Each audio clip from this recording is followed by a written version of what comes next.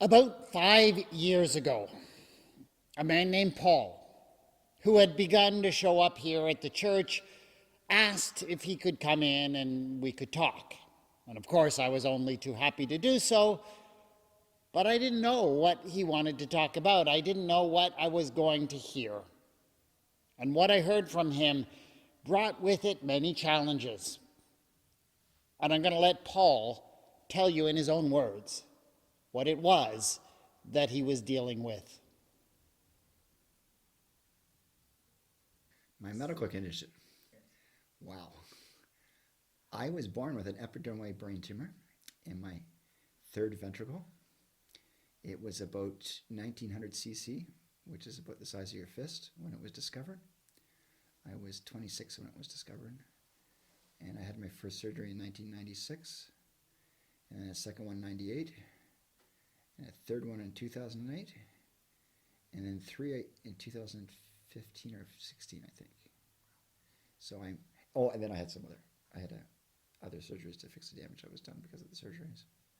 But that's them, the big ones.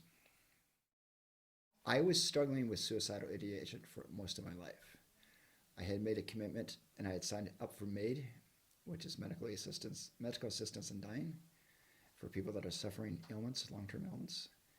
And I had gone through the entire procedure. I had tried to take my life, and I had been to the hospital, and I was there recovering for a while, and I was searching for what I should go because my life was, at the time, we were despondent and I just didn't want to live anymore. And I wanted to die with all my power in me.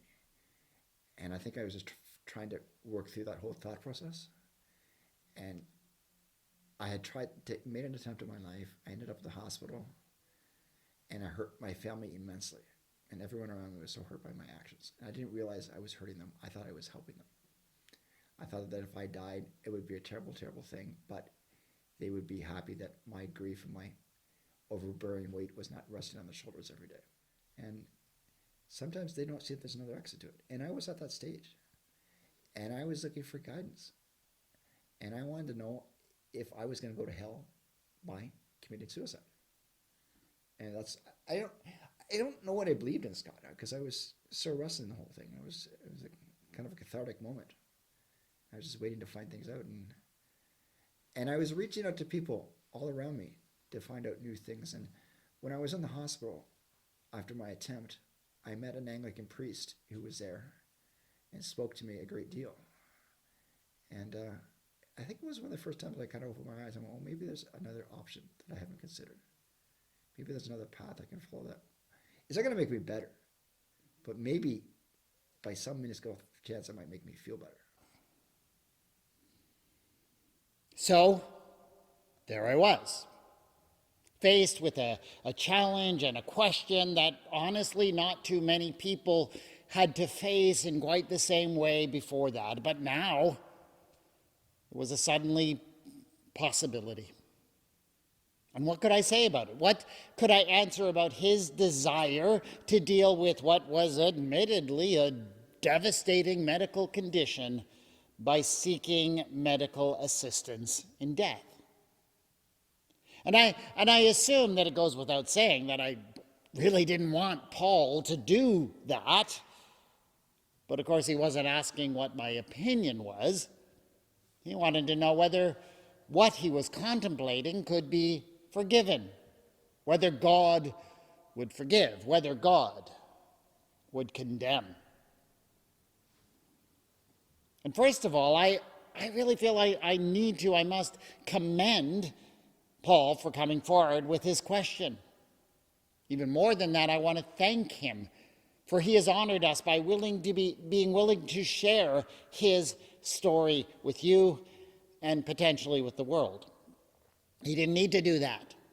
I certainly didn't pressure him to do that. It is his story, and no one has the right to use it but him. But I am so glad that he has chosen to share it. See, the fact of the matter is that we find this whole subject kind of uncomfortable, very uncomfortable. We'd prefer not to talk about it. We'd like to pretend that people never feel like that they never talk like that. And such an attitude is wrong and dangerous, because people need to know that they can come forward, that they can talk about it, that they can seek counsel, that they can seek help. And the fact that we make it so difficult and so uncomfortable to talk about it makes that that much harder for people. And that often means that people do not get the help that they need. And of course, that sometimes, too often, ends in tragedy. So if you ever struggle with anything at all like that, please, please, please talk about it. Find whatever help you need. But with all of that being said, I still had to offer an answer to Paul. And that answer was indeed a challenge. As you may know, at least traditionally, the Christian stance on matters, any matters related to suicide, has been pretty much a broad condemnation. Some churches would go so far as to describe it as an unforgivable sin. And I guess, since I really didn't want Paul to move forward with what he was talking about, I could have taken that approach. I could have told him that it was simply unacceptable, that I could have tried to scare him out of it by saying that God would not forgive. But I did not say that. And I didn't say that for a number of reasons. First of all, anyone who tries to speak for God, and in particular tries to limit the compassion, the grace, and the forgiveness of God is, as far as I'm concerned, doing a foolish thing. And if there is one thing that I've learned from Jesus, it is that God's grace is far more limitless than we could possibly imagine. And what's more, I do not believe that God seeks to persuade anyone to act in certain ways by scaring them into it. I think this is once again something that Jesus made clear, that God seeks to persuade by accepting and loving us as we are. So I told Paul that I was not going to limit what I thought that God could forgive, not at all. I told him, in fact, not to be overly concerned with God's reaction. Because I told him that as far as I was concerned, there was something much more important. What mattered was how the people who loved him reacted to whatever happened to him.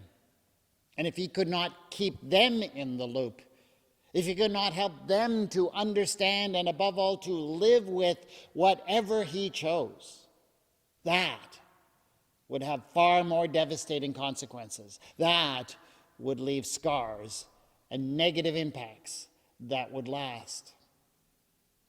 And I'll tell you, I honestly believe that that is the concept of forgiveness that Jesus was referring to when he said, do you remember when he said, if you forgive the sins of any, they are forgiven. If you retain the sins of any, they are retained. The way I read that verse, the real problem is not that there is some limit to what God is able to forgive. God's grace and forgiveness are far more boundless than anything we can imagine. No. The real roadblock is the question of what humans can forgive. We are the problem. We are the ones who have to work at it. And that is why, especially when we work through difficult and maybe seemingly impossible choices, we have to do whatever we can to communicate with the people that matter most, even though that is a very difficult thing to do. So that was the response I gave to Paul. I would not seek to limit God's grace, but I sought to encourage him to continue to speak openly, honestly to me, to anyone who could help, and especially to those people who loved him most. I can't say that I knew for sure that I'd given Paul the right response, and I was worried about it, and even though I'm pretty sure that you rarely go too wrong in trusting in God's grace, I wondered. And I knew that when Paul first came to me, he wasn't sure. He wanted to be here anymore. And so I prayed for him constantly over the weeks that followed. But now it's years later, and Paul is still here. And so I asked him to tell us more. I asked him to tell us why he's still here. I think I wanted the great, woo, I feel great now, but it doesn't work that way. But I noticed that when I started coming to the church, the devout atheist I was, thinking all these people were crazy going to church every week and giving their money to some stupid organization which was doing all this harm to the world, that I was misguided. There was much more to church that I didn't realize. There was a certain community, there was a certain sense of belonging, and there was love. And I'm grateful for this congregation because everyone showed me that here. One of the first times I had come to church after I'd been talking to you about Maid and taking my life, and I struggled with this over and over and over. I left church. I came by myself that particular Sunday, and I had left, and someone came out after me, and it was a woman. I thought it was Joni, but it could have been, I get confused because I can't remember who it was. I don't think it was Joni, but they came out to speak to me, and that was touching to me, that someone that I didn't know, had no dealings with in my life, had come out to say, Paul, are you okay? What's going on? Are you okay? Yeah, I'm just going home.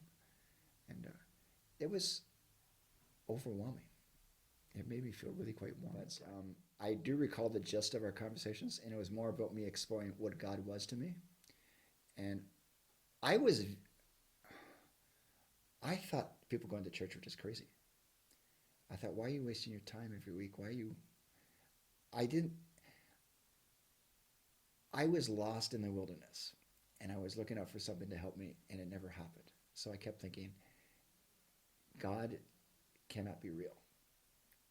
And I was looking for this overwhelming, powerful God that would just reach his hand down and fix everything for me, and it doesn't work that way. And I didn't quite. At some point, I know one morning there's a sunrise. I had noticed it for years. I just happened to look at the window, and there it was rising over the Speed River. And I thought, not fulfillment, just maybe there's something else I can try. And that's basically when I started coming to church about that time. And after counseling by you made me feel so much better. But it's a convoluted tale. And I don't know, I always thought God just angered me in the sense that I thought all the horrible ills that go on in this world, how does God allow that to happen? But something I've learned over the last several years is that God is not a puppeteer. God just works through us in spirit to help us make better choices at times, and it's up to us to take that information or ignore it. Fortunately, I think we ignore it too often. And I know I did for years. And then about that time, I started coming to church and started trying a different path, shall we say. And I found it didn't fix everything. I found it didn't make things go away, but it did show me a way to deal with it. And that was the biggest thing I got out of your guidance and this church guidance and God working through you and everybody else. And it's been overwhelming. I had no experience with church because my parents had no belonging in church, and I didn't see it as being useful at all. I was wrong, because it is useful. And I don't know what I thought, but I guess I always thought that God was going to fix everything for you. God was like crying out to Santa Claus. But it's really not that way. There's much more to it than that. It's much more not God, but God working through the people that are in your life. And that's something that this church has given me immensely.